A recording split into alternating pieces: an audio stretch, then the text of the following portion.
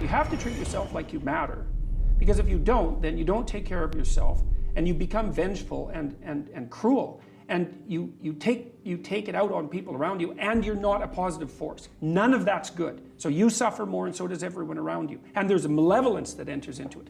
None of that's good. So that's what happens if you don't treat yourself like you matter. And then, well, what happens if you don't treat other people like they matter? Well, you lie to them, you cheat them, you steal, you enter into impulsive relationships with them. They can't trust you. That doesn't go anywhere. They don't like you. You end up alone at best, and maybe like incarcerated at worst. Like, that doesn't work. And so you watch the people around you who thrive, regardless of what they say. They act out the proposition that everyone matters. And then you have a functional society. And I think, okay, well, if when you act out the proposition that everyone matters, you have a functional society, maybe that's evidence that that proposition is true. It's like, I think it's true. I can tell you why. The reason why they don't make changes is because what happens is you say, okay, I want to do X. And then immediately what you see next are all the obstacles. And so you're actually smart. You're not necessarily afraid. You're smart because you think, how the hell am I going to go from being a lawyer to a carpenter when I have a mortgage to pay? I've got tuition bills to go. My wife is going to kill me if I make this kind of change. And so you get stuck because you see obstacles. And then you never do anything. I just saw this Rumi quote that I love. Set your life on fire and seek those who fan your flames. The Philly translation of that is, don't be hanging with no jank-ass jokers that don't help you shine. The prerequisite for spending time with any person is that they nourish and inspire you. They feed your flame. Look at your last 5 text messages. Are those people feeding your flames or dousing your fire? Put your phone down for just a second and look around. Look to the people around you. Are those people throwing logs on your fire, or are they pissing on it? The people that you spend time with are gonna make or break your dreams. Everybody don't deserve to be around you. You gotta defend your light with your life. So who are the people in your life that are fanning your flames? Shout them out, tag them below. I think the challenge is that most people have this illusion about life-work balance. And I think that's you know, if you're gonna accomplish anything, it's what people are laughing because you know it's bullshit, right? What's true is life-work integration. So I was just in 21 countries, or 7 countries, 21 days, but who's with me is my family, who's with me is my friends, and I've done well enough to have a plane and bedrooms and all that kind of cool stuff makes it, but when I didn't, we huffed it together, and beginning days it was coach and dragging ourselves around, but I thought it was great for my kids to have schooling, but I thought an education was more valuable, and traveling the earth was a part of that. But you know, we're in the middle of this crazy schedule, but it's not work, it's a mission. When it's work, it's that. I always ask people, I said, how would you describe what you do? And people, I say, is it work, is it career, or is it mission? And most people, of course, say it's work, and that's exactly what it is. It's heavy. If it's your career, it gives you something more. If it's your mission, it doesn't wear you out. It brings energy to you. It's fulfilling. And if you can tie your mission in with the people that you love, it's pretty cool. You know, there's some people in this room that are my friends. I see Dean here in the front row here, and it's like we're all on this mission, and we find time to connect and be with each other and have a blast with each other, but we're sharing about things that matter. I'm not a person to go to a party and like, you know, go in the corner and chit chat. It's like, you want to talk about something deep? Let's rock. You don't? let me go home and be with my family. Or, you know, let me go do something fun, something of that nature. If you can combine your mission with your family, combine your mission with some of your friends, then you're going to accomplish 1,000,000 times more. But if you think it's a sacrifice, don't do it, because then all you're doing is you're going to have resentment later on or frustration later on, and then you really aren't contributing because you're trading off. You're not giving. I think things through. I'm a games and theory guy, and I sort of ponder options before I make decisions. So I'm less the act from my heart guy and just sort of say what I'm thinking, and I'll internalize a bit and try and imagine, like a chess game, the possible outcomes, and then act accordingly to what I think might be the best. And I think that goes sort of with what a magician thinks through as well. Right. Like a stage magician has to keep 2 steps ahead, look over here, while something else is going on over here. Or a close-up magician's got to be very aware of outs and options. So I guess magician at heart would probably be that. I sort of think like a magician. I remember one day I was having a terrible day at school. Nothing could go right. And whether it was about me or my friends or something at home, I just wasn't happy that day. And someone came up to me, or not even came up to me, just walked by me and said something like, I like your hair, or you look rested today, or whatever it was, seemingly insignificant, but it had the most significance because it completely turned my day around. And that's the kind of thing that I felt and recognized and told myself. I made a mental note, and I was like, you know what, I'm gonna do that from now on. Whenever, I'm gonna make it a point at least once a day, if not more, hopefully 10, 20 times a day, to walk up to someone or walk by someone and point out something about them that I like, or say something nice and positive, because it could change their day. It could make them feel good about themselves, and it will actually, because I know that it made me feel that way. A few times that I thought I booked it, like for sure, and you didn't, and like just being heartbroken, and you know, having my mom and my dad kind of pick up the pieces. And I think that was the few times that they actually, started to question themselves, are we doing the right thing by letting them do it and do this, and try to act and take on this profession that, it's such a gamble, and it's a lottery, such a lottery. And you just train yourself to like manage your expectations for the most part when it comes to auditions. I know a system that I started doing was like after the audition, after I left out, I would just throw my sides away. If they really want me, I'll just print them out again. I'll go out and I'll go through the hassle, go to Kinko's, and 'cause I didn't have a printer at the time, and print them out again. And that was just my way of training myself to just forget about it when you leave. It's nothing, it's out of your hands. You've done all you can do. Worrying about it is not gonna, help you get the job. So, it's tough, when it has nothing to do with you. You could have the most talent in the world, feel as though you're perfect for it, and still not get it because maybe the other lead is a little too tall, and you guys don't compliment each other well on screen. That has nothing to do with you whatsoever. And just kind of wrapping your head around the process and knowing that it's completely out of your hands.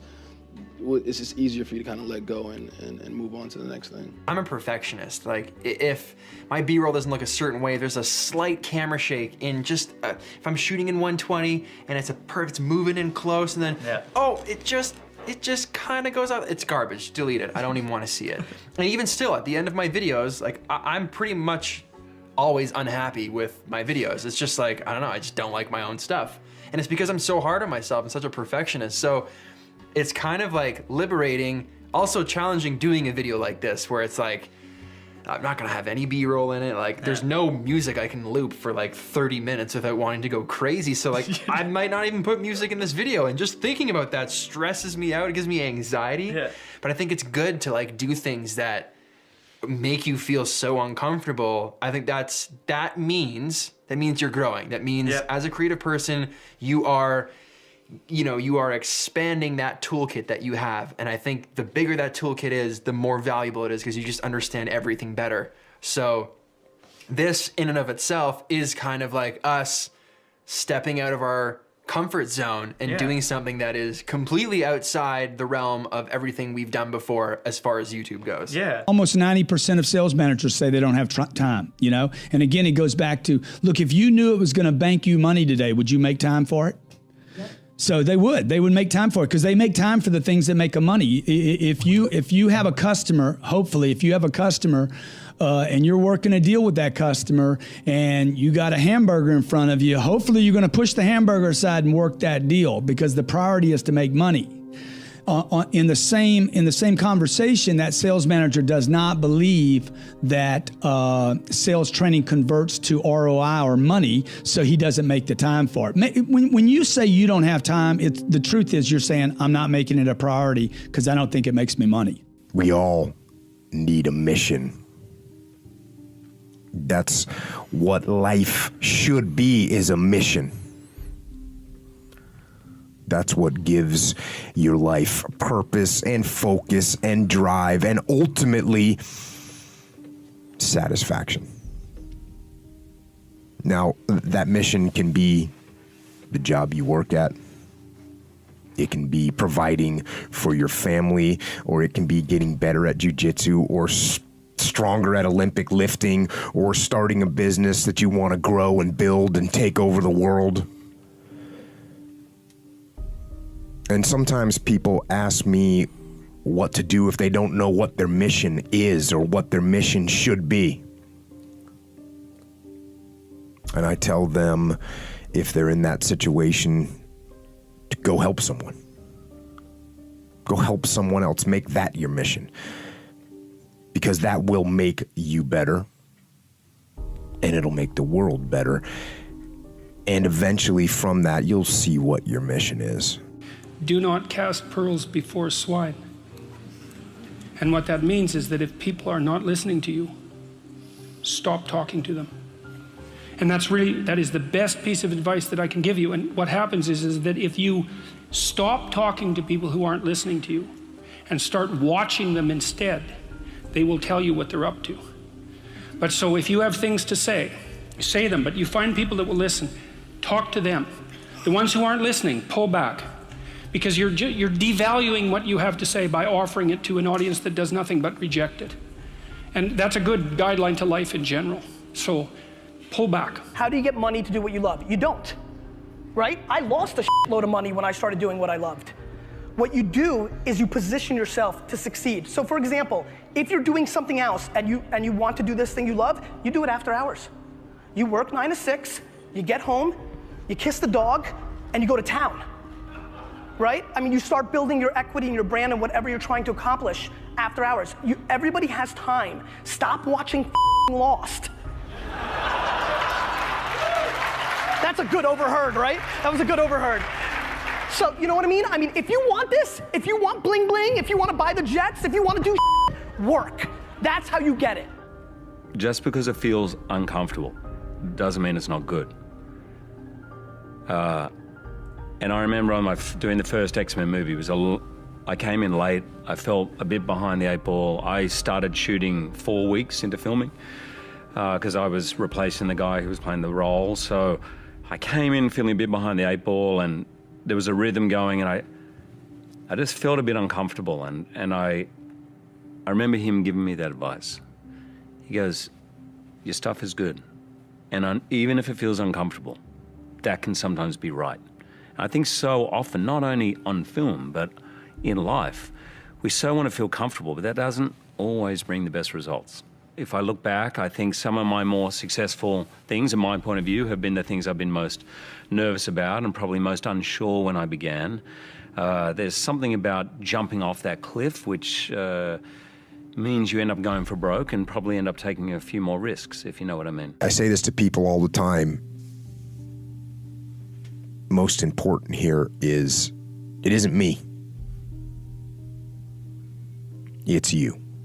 And sure, you may have grabbed some little foothold from the podcast or from one of the books, but it isn't me that changes you, it's you. You set the small goals, you achieve those goals, then set some more and achieve those, and set some more goals, maybe a little bit bigger, but not that much bigger. Just start. Start small. Start with changing tomorrow morning, just tomorrow morning. Get that squared away. And then move on to the next day and the next, and move your life to a better place. One little step.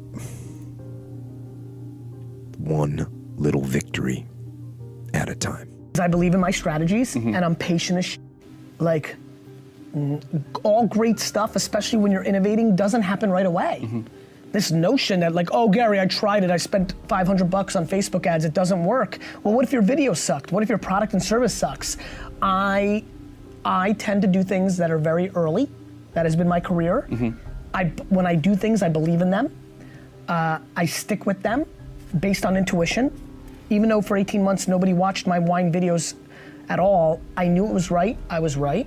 There's been things I've done that I've jumped off of very quickly. I started a Gary V app, VChat, V-E-E, like WeChat, thought it was funny, for my fans, great CRM one-on-one. Didn't feel right after a week or two, spent plenty of money building it, stopped it after, a couple months. Wine Library TV, 5 years, every day, YouTube. Decided to change it to Daily Grape, insular app. You could buy stuff, subscription for reviews. It was a lot of fun. Only did it for 5 months, stopped it because it didn't feel right anymore. It's always hard to know when to jump off something new. But I find that people don't believe in what they're doing. They hear a guru and they do it begrudgingly because their boss wants them to, or they're like, well, Gary's right a lot, so let me do it, but they don't believe it. And so then they jump, they're looking for no's instead of yeses. Everything I do, every business development, every event I do, every time I try a new marketing tactic or sales tactic, I'm looking for the yes. Right. I'm looking for the yes, and if the no punches me, well then I'm like, crap, the no punched me. I believe the majority of people when they try new tactics are looking for the no, and you're gonna getting a lot of subtle no's immediately. Right. And so I think that's why that happens. Rule number 14. Obsession with adding more value than anybody else ever dreamed of. I mean, my entire life from the very beginning days was how do I do more for others than anyone else on earth? How do I give them experiences that are lasting? How do I create change where change was impossible? How do I take somebody who's been in therapy for 7 years and in an hour produce that result? And the way I did that was by challenging traditional psychologists and psychiatrists and getting on national radio and saying, give me your worst patient, I'll handle them in an hour, which was pretty abrasive. You know, as a young kid, you can get by with that stuff. But the best part was I backed it up. And so one of the first interventions I did was in Vancouver, British Columbia, Canada. I got on the radio. And this psychiatrist got on the phone and just on the radio live and just thrashed me. You're a liar, you're a charlatan. People like you should not be allowed on the radio.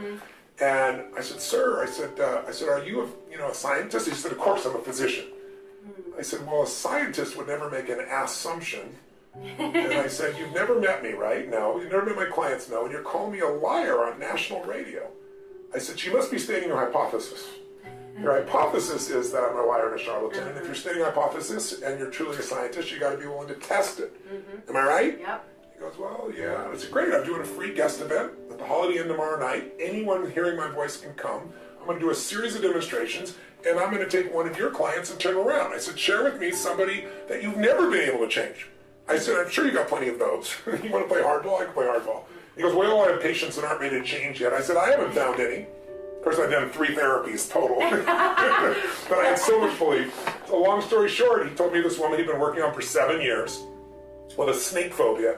A phobia is not just a fear, it's an uncontrolled response to fear. So like, she dreamed the snake would bite her on the face and then the adrenaline would shoot through her body and wake her up. And this would happen 4 to 7 times a night. Oh my goodness. 7 years. So, you know, he was put in a corner, and so he brought her down, and it took me about 15 minutes. At the end of it, I tested first, and she's screaming and shaking, and then I wrapped the snake around her. And that changed my entire career, because in that moment, there was no question. Everybody in the audience saw that this woman is transformed. And I said, you've been treated by that psychiatrist for how many years? Wow. 7 years. Then I took on sports stars. Then I turned around, you know, I did some work with Mother Teresa, Nelson Mandela, Bill Clinton. And as the years went by, it just built and built and built. Hey, I want to talk to you today about success. Success, duty, obligation, responsibility. If you approach it any other way, which most people are, most people think, well, I'll be successful if the economy works. I'll be successful if something happens. I'll be successful if I win the lottery ticket. Look, you're not going to be successful if you don't demand it. If you literally don't stake a claim to it and say, this is mine, it's important. You're not going to have it, I promise you. I know, I'm telling you from experience. I spent the first 25 years of my life like a spectator, watching other people get successful and then wondering why I wasn't. Success is your duty. It is your responsibility. Your obligation and your responsibility. It's important. What if I told you this was the last Monday morning of your life? What if I told you you died this week? Would you complain about your crap job or that test you don't want to take? I doubt it. You would go much higher level thinking. Well, that's really what it takes. It takes understanding that if you're not pumped right now, if you're begrudging what you're about to do, if you're not looking forward to it, look, I respect practicality. You gotta go through school because your parents want to. You gotta pay your rent. You got student loans, I get it. But please recognize the world we're living in. We're living in a world where there's so much more opportunity. This internet thing created way more opportunity for all of us, way more. I mean, look, you might not even be alive. Like, your mom and dad could have had sex like 3 minutes later and you wouldn't even exist and you're complaining. You could have ended up being a bus, a tree. I just don't get the mentality of being head down sad on a Monday morning. I'm gonna make Monday morning my bitch. I'm gonna make you Saturday Monday morning. That's what I wanna do every morning, and that's what I want from you. Please, take a step back and think about how awesome it actually is. And then recognize that you can attack the world in a totally different way because you were lucky enough to be born during this era. I just feel like advice that I would give is just like let yourself be so consumed in your art or whatever your passion is.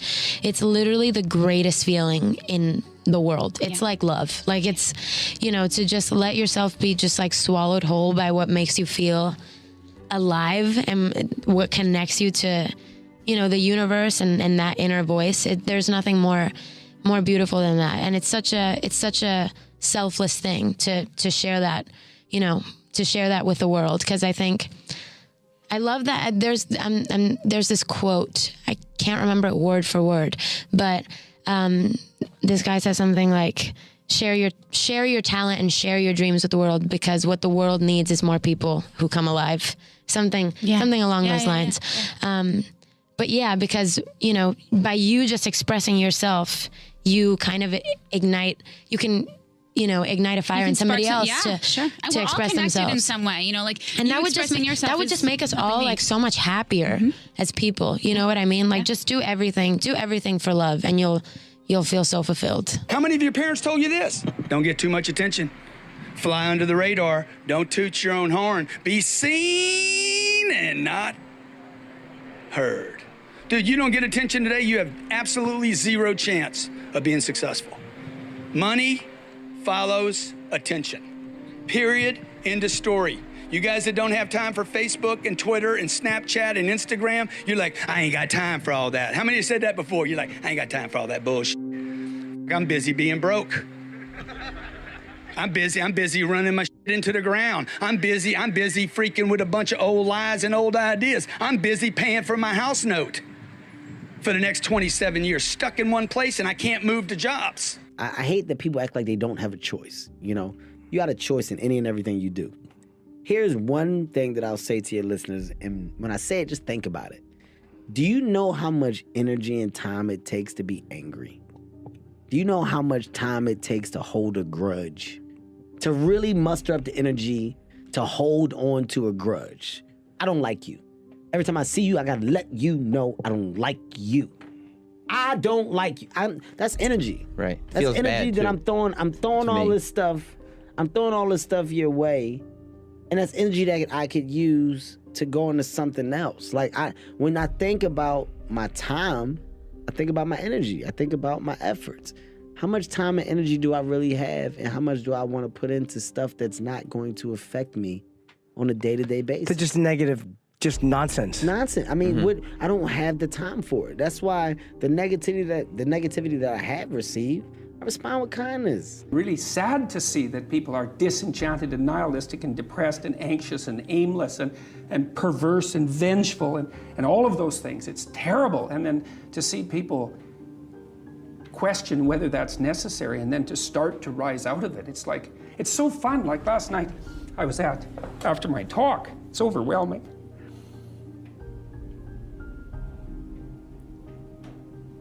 I don't usually think about these things, but I was after my talk last night, and so all these people line up, and you know, they have their 15 seconds with me, and they're kind of tentative. They're excited and attentive when they come up to talk to me, and then they have, you know, 15 seconds of time to tell me something. I'm really listening to them, and they're hesitant about whether or not to share the good news about their life, you know, and I think it's often because when people share good news about their life, people don't necessarily respond positively. You know, they don't get encouragement. And people need so little encouragement. It's just unbelievable. And so they'll tell me something good, and I think, oh, that's so good. You know, somebody says, oh, I'm getting along way better with my father. I haven't seen him for 10 years, and now we get along. It's like, God, great. And then the power of that, you can't overstate the power of that for individuals to get their life together. The individual is an unbelievably powerful force, and every single person who gets their act together a little bit has the capacity to spread that around them. It's a chain reaction, and so it's a lovely thing to see.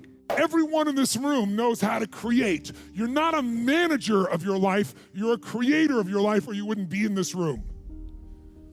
How do you create your life? You get hungry for something, don't you? Who has done something in your life that once seemed difficult or impossible, and now it's part of your life? Who's got something in your life in this area? Say I.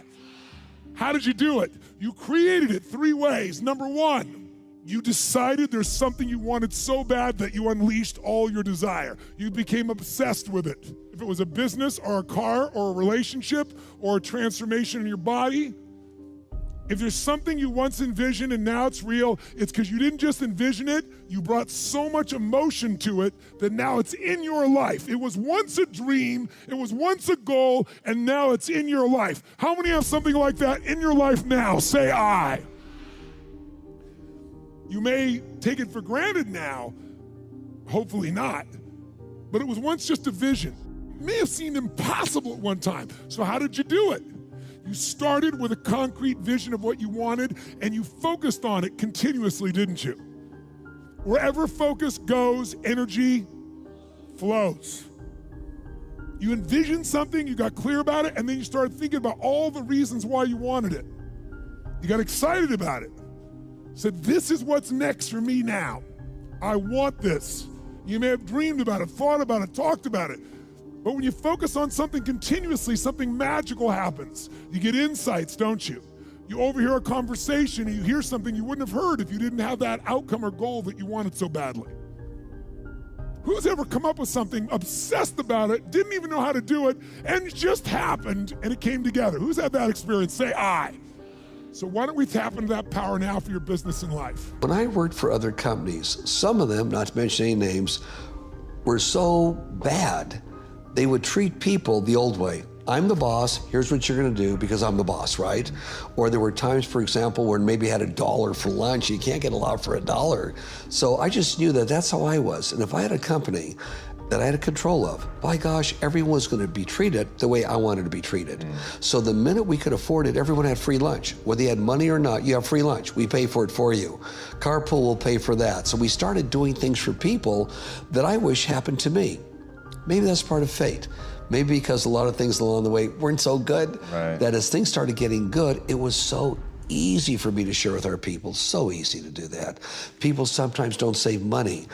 As soon as we possibly could afford it, we started profit sharing. We're at the end of every year, and we'll take that profit sharing and put it in a retirement fund for you. It's yours, it's yours.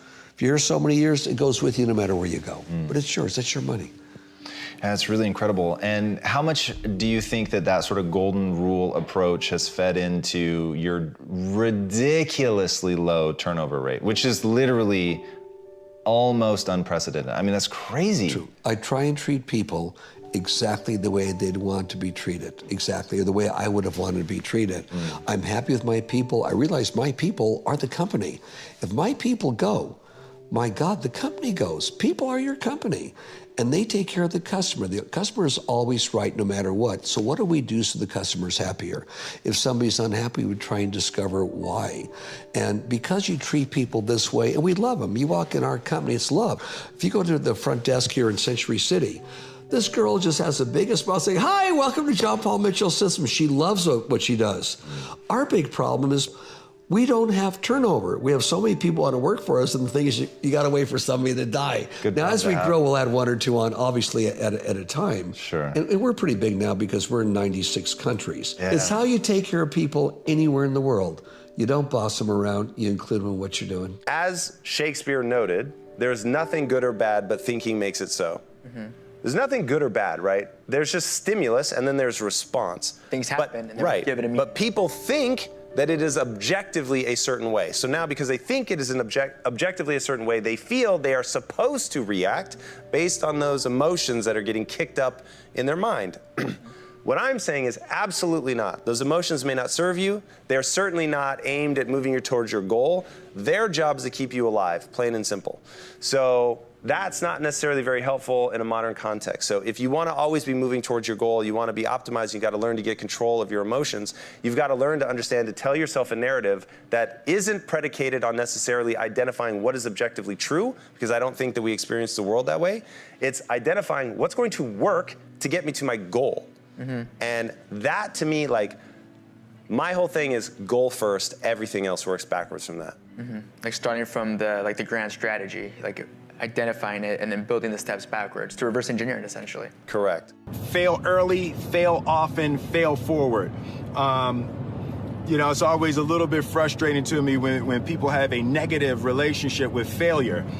failure is a massive part of being able to be successful. You have to get comfortable with failure. You have to actually seek failure. Failure is where all of the lessons are. You know, when you go to the gym and you work out, you're actually seeking failure. You want to take your muscles to the point where you get to failure, because that's where the adaptation is. That's where growth is. Successful people fail a lot. They fail a whole lot more than they succeed, but they extract the lessons from the failure, and they use that, the energy, and they use the wisdom to come around to the next phase of success. You gotta take a shot. You have to live at the edge of your capabilities. You gotta live where you're almost certain you're gonna fail. That's the reason for practice. Practice is controlled failure. You're getting to your limit, getting to your limit, getting to your limit. You can't lift that, you can't do that, until you get to the point that all of a sudden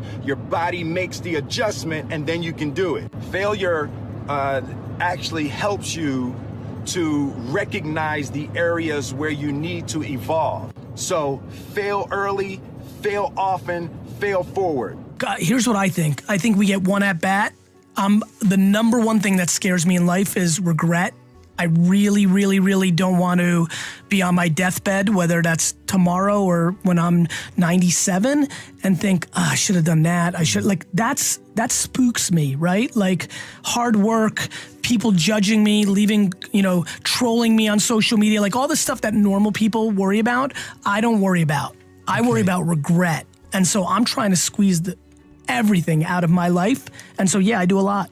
That all of us are born with a gift, but you gotta hone it. It's just not, you're not gonna become great. And we talk about the school of greatness, we talk about, greatness is upon you. And I realized that my gift wasn't going to create itself. My gift wasn't going to nurture itself. My gift wasn't going to perfect itself. That was something I had to do. And so, man, before you know it, we did a video that went viral. I think it's got over 50 million hits now. And we turn our passion into profit. Yeah, we turn it, man. Yeah, I love it. Turn our passion into profit. Let's talk now about what to do with the dollar, especially for teenagers and for kids. This is really important, because this is one of the best places to start when you're like 15 years old, mid-teens. This is a great place, what to do with the dollar. Now, here's the tendency on attitude, because attitude determines so much of our lives. What difference does it make if a child has $1 when you ask what should he do with it? It's only a child and it's only $1. But see, here's where it all begins. Your financial journey begins with what you do with the first $1. That's where it begins. Now, sure, you can do the wrong things and finally correct that and get on a better path, but it all begins on what you do with your resources. Jot this phrase down. It's one of the best for the weekend. Here's the 2 challenges of life. Number 1, the development of our full potential. That's challenge number 1. Challenge number 2 is the wise use of all our resources. That sums up life in general. The development of all of our potential and the wise use of all our resources. One of our resources is time, and we talked about that. Now we're going to talk about the wise resource called money. And let me share with you now a little plan. Because when I met Shof, and he asked me about my financial condition. He said, how much money have you saved and invested the last 6 years? And I said 0. He said, not a good number. Here's what I told him. If I had more money, I'd have a better plan. Now jot this down, because here's what he said. If you had a better plan, you would have more money. Next key phrase, it's not the amount that counts, it's the plan that counts. So let's start with something now as seemingly as small as $1. What should you do with it? Here's what we teach, teenagers especially. You should never spend more than 70 cents. Never spend more than 70 cents of each dollar you earn, or each dollar that comes your way, by gift or by labor. Now, you've got to have some plan what to do with your dollar. I've developed this little plan simply for suggestion, and then you've got to do the rest to revise it and do whatever you want to with it. But here's what I teach. Never spend more than 70 cents. You got to pick something, some number. This is the best one I could figure out. Now we've got another 10 cents, and another 10 cents, and another 10 cents, which is the 30 plus the 70, which is the full dollar. So we spend nothing more than 70 cents. Now what do we do with the other 30? Here's some of the most important information. 10 cents is for charity, or for church, or whatever worthy projects you think you might engage in. Here's one of the best things to teach kids: generosity. Because first we're going to teach abundance, to provide more than you could use for yourself. The be fruitful philosophy means to produce more than you need, so you have more than necessity. You have some to share. Some churches teach a 10%, a tithe they call it, which is fine. The key is to either administer this 10 cents yourself or to give it to some institution, a church or whatever, and let them spread it around. Let them put it where it's needed. Now, if you're going to give to some charity or church, you must let them take you on the tour and show you where it goes. Okay, if you part with the money, let them give you the tour. Here's where the 10% goes if you're going to tithe. Because now that gives you great joy to give 10%. Because you say, hey, here's what it's doing, here's what it's doing, here's where it's going, here's who gets it. Okay? Now the next 10 cents is called the use of capital. Here's what capital and capitalism is. So jot this down. Capital is any value you set aside. Capital is any value you set aside to be invested in an enterprise that brings value to the marketplace, hoping to make a profit. That's what capital and capitalism is. I can say it in one sentence. Capital is any value you set aside to be invested in an enterprise that brings value to the marketplace, hoping to make a profit. Now, the capital is the value you set aside. Taking capital and investing it in an enterprise and bringing the value to the marketplace we call capitalism. Capital and capitalism. Now, who can understand this? First of all, the farmers understand it. Here's what seed corn is. It's capital. It's seed corn means the seed that you set aside to be planted in the ground, take care of in the summer, hoping to have a profit and a harvest in the fall. So the farmer sets aside his seed corn. Question, would he let his family eat it? No, this seed is not to be eaten. It's to be invested in the ground, to take a risk, cared for in the summer, harvested and multiplied in the fall. That's it. Now the same is true of some of your money. If you set aside, and I suggest, part of your capital should be set aside for an enterprise to show a profit.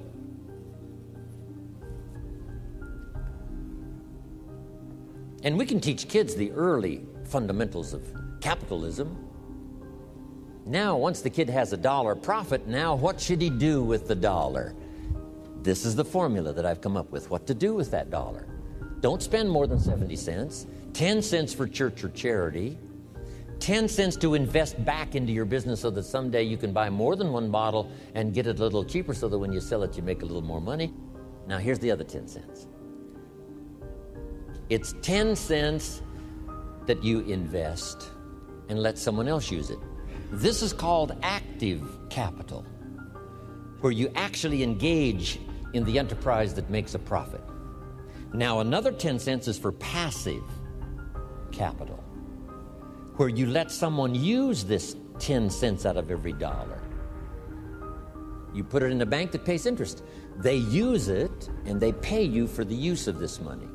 That's called passive capital. So we've got active capital and passive capital. Maybe you invest this in a stock eventually if you have enough money, and the stock pays you dividends, and also there may be an increase in the value of the stock. So this is the little formula I come up with: 70, 10, 10, and 10. It's very simple. and kids can figure it out, kids can understand it. Enterprises that kids can be involved in starting early. Now, when you first start, if you're an adult now, you may be in such bad shape financially that you couldn't do the 70-10, 10 and 10.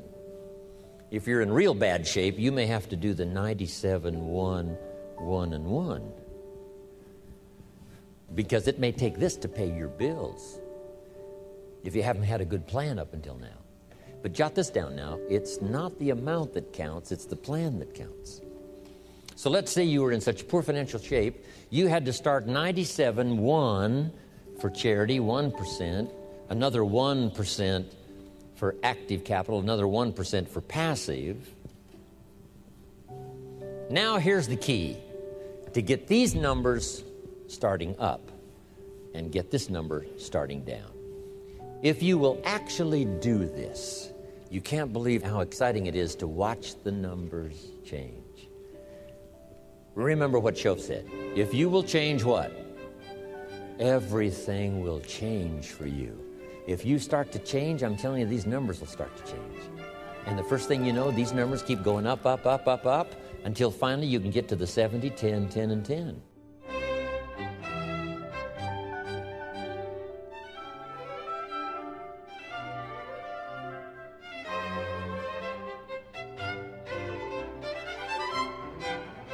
When I was 25 years old, my mentor, Mr. Shoaff, said, "Show me your current financial plan for the future." And of course, I didn't have one.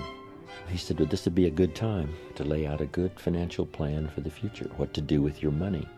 And I came up finally with the 70, 10, 10, and 10. Don't spend more than 70% of your income. 10% for church or charity. 10 cents active capital, buy and sell, see if you can make a profit. And 10% for passive capital, let somebody else use your money. Pay you interest, dividends, stock increase, whatever. It's a pretty good plan, 70, 10, 10, and 10. A lady in Mexico the other day said, "I heard your plan 10 years ago. I followed it." She said, "I'm now a millionaire. I own 2 different properties because you also said don't buy the second car until you've bought the second house. It's not cars that make you rich. It's real estate that makes you rich." She said, "I'm now about to buy the 3rd house, so I'm now giving myself the luxury of buying the 3rd car." Simple little ideas. And she said, "I followed the 70, 10, 10, and 10, taught it to other people. They're following it and getting great results." One thing I didn't know when I was growing up and found out at age 25, that you could work both on your living and your fortune at the same time if you had a good plan. Don't just work on your living, work on your fortune. Work on becoming financially independent. Financial independence is the ability to live from the income of your personally invested resources. And the day you can finally do that, what's exciting about that is that now you can work for joy and not for necessity. And strangely enough, you probably work a lot harder for joy than you do for necessity. I have a unique friend. He started an enterprise, and by the time he had it up and running about 2.5, 3 years, he didn't have to work anymore the rest of his life. So now he's financially independent. But then he created a vast fortune, that next 20 years of his life, simply because he was working for joy and not for necessity. So get to that position as quick as you can. So I'm now teaching. Work both on your living and your fortune. The reason for earning a living is to make a fortune, not necessarily from your living, but from what you earn, invested wisely. I talked to a lady the other day. She said, "Mr. Owen, I'm in real estate." I said, "Wonderful. How many properties do you own?" She said, No, I sell real estate." I said, "Well, let me ask you one more time. How many properties do you own?" Finally got the message across. I said, "The reason for selling real estate is to earn the money to buy real estate. If you sell real estate, you make a living. If you buy real estate, you make a fortune." She said, "I got the message. So don't buy the second car until you've bought the second home."